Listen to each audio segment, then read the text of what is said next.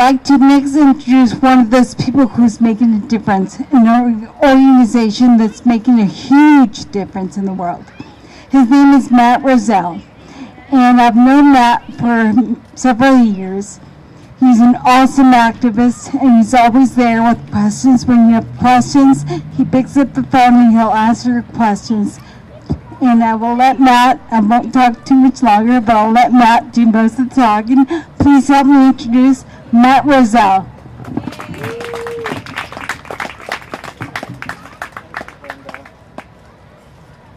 Thank you, Brenda. Thanks for everyone who came out today, everyone who helped organize this event. Thanks to the folks all around the world today. This is an event, 130 plus cities around the world are participating in all kinds of different activities and marches and outreach to raise awareness. We're here to speak out against the war on wildlife, both for the animals living wild and those living captive. Biologists generally agree now we are in the 6th wave of mass extinction, and this is human caused.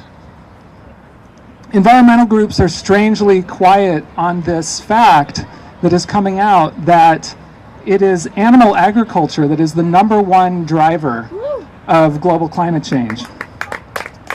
A UN report shows animal agriculture is responsible for 18% of greenhouse gas emissions. This is more than the combined exhaust from all transportation. And a World Watch Institute report shows that livestock and their byproducts account for 51% of the world's greenhouse gas emissions. Currently, 1/3 of all amphibian species, 1/3 of reef-building corals, 1/4 of all mammals, 1/8 of all birds are all classified as threatened with extinction.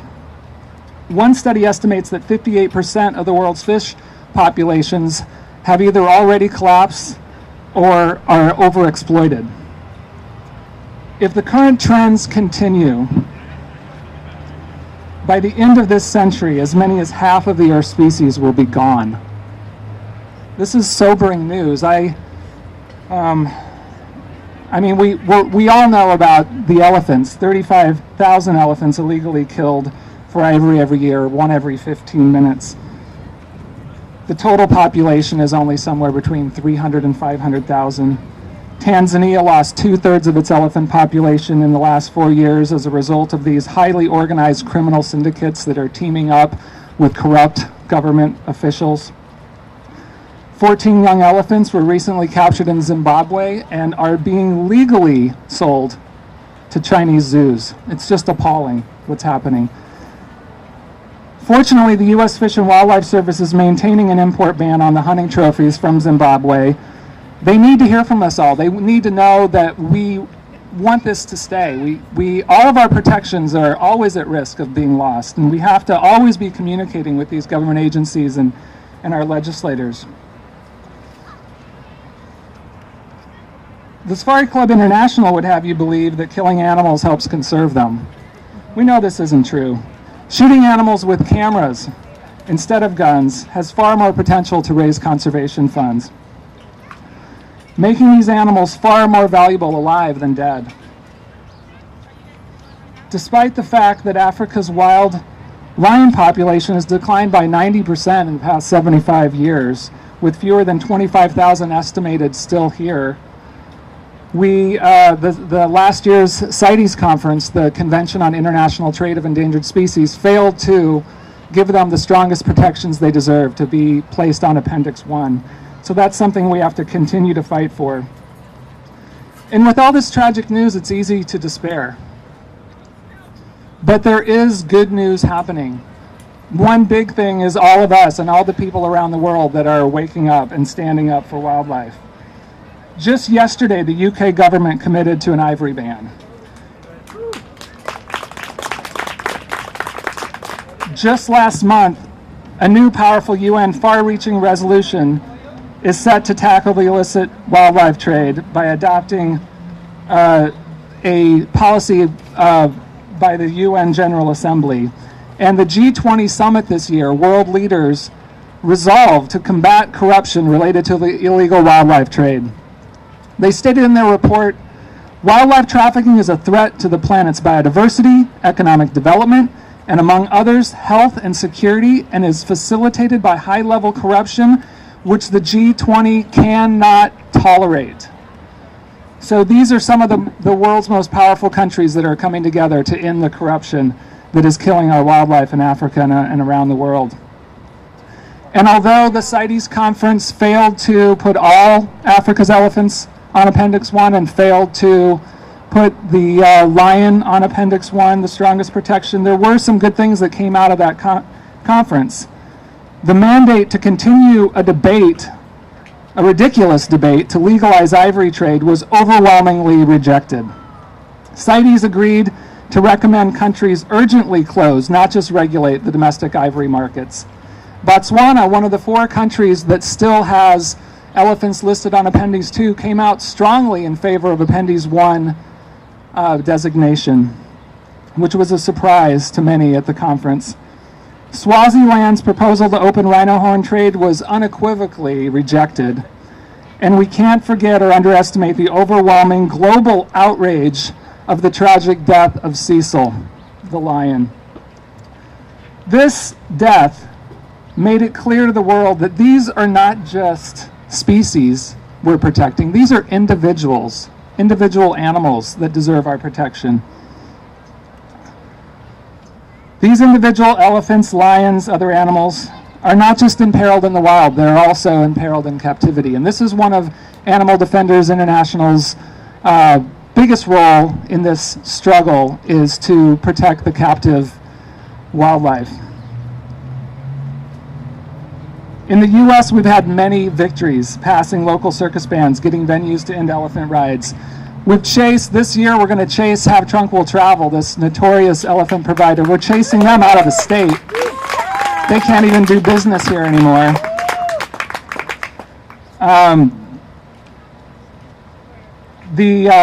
Of course, a major issue, a major victory, Ringling Brothers closed their door forever this year. And this is a result of all the protests that happened over decades and all the legal victories and the legislative victories we've had across the country. In just the past few months, wild animals performing bans have passed in Portland, Maine, Santa Fe, New Mexico, Clifton, New Jersey, and New York City, the most iconic, largest city in the country. Illinois and New York states banned elephant acts, and Estonia becomes the 40th country to ban wild animals in circuses. We're working, ADI is working with representatives in Congress. We have reintroduced the Traveling Exotic Animal and Public Safety Protection Act, HR 1759, and we need everyone to call your members of Congress and your senators and push for them to co-sponsor this. This is a bill that will ban all wild animals from traveling circuses in the U.S. once it's passed. HR 1759, yeah, and you can go to our website and get all this information, stopcircussuffering.com, or just Google Animal Defenders International, and you can get a wealth of information about all these issues that I'm talking about. ADI's most ambitious rescue was completed this year. We rescued over 100 animals from circuses in Peru and from the wildlife trade in Peru after passing a ban in Bolivia, or in, well, it was Bolivia, that most recently Peru. And that's the climax of that rescue was the airlift of 33 lions from Colombia and Peru to South African sanctuaries. Coming to this march is just the starting point. We have to demand change. We have to speak up. Our elected officials represent us. They work for us. We have to participate in the political process. We have to call these government agencies. We have to demand the protection for these animals.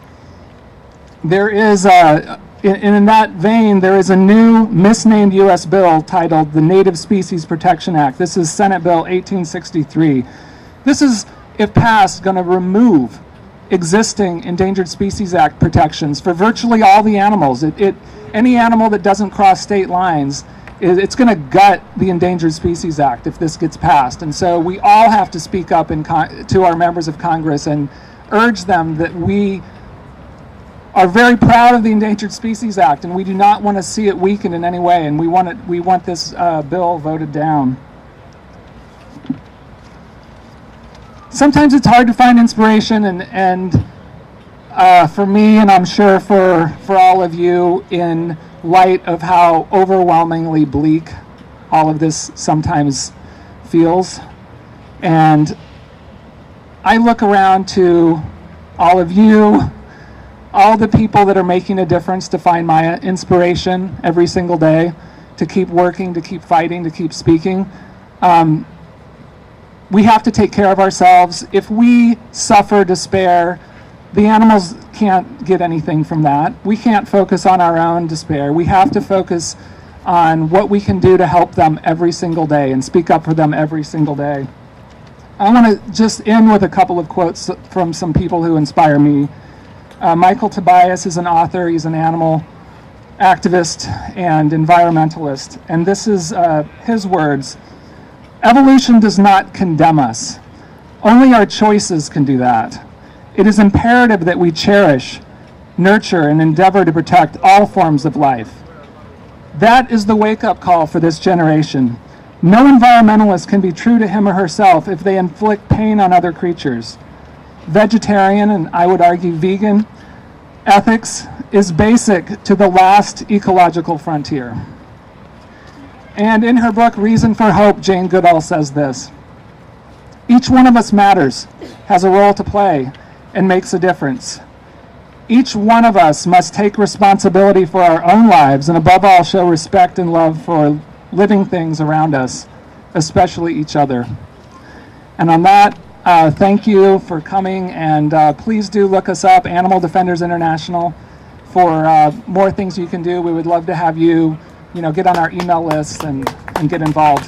Thanks. Say no to Ivory! Say no to Ivory!